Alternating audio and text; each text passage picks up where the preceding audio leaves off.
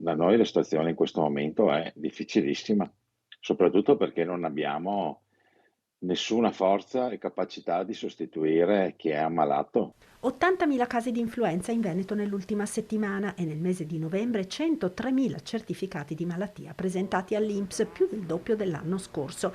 Il boom di contagi che sta mettendo a letto tanti lavoratori non risparmia le case di riposo già alle prese con una drammatica carenza di personale.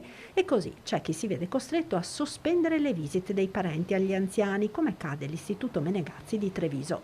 Dalle chiusure per Covid degli anni scorsi si passa ora alle chiusure per influenza. Faccio l'esempio di 4 strutture, abbiamo deciso di chiudere una delle strutture, la residenza Menegazzi, non tanto perché ci sono delle situazioni di Covid, ci sono delle piccole, diciamo e circoscritte, situazioni di Covid, ma ad esempio perché 25 operatori sociosanitari sono a casa con l'influenza, alcuni col Covid.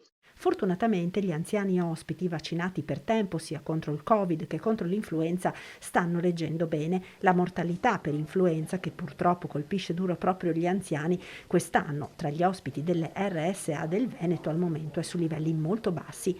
Costretti a letto sono invece molti lavoratori ed il personale presente non ce la fa a garantire assistenza e visite. Ogni visita richiede un lavoro, diciamo, molto importante da parte degli operatori. Allora, o prepariamo gli anziani per le visite agli anziani, oppure assistiamo gli anziani. Quando siamo in una leggera precarietà e speriamo temporanea per assenza di operatori, in questo caso per malattie, diciamo, convergenti, 25 operatori a casa solo nella residenza Menegazzi, abbiamo preferito chiedere ai familiari di sospendere le visite per una decina di 7-8 giorni, tempo insomma che si ripristini una situazione di normalità, preparandosi a tenere aperte tutte le strutture per Natale, che poi insomma è il periodo più importante.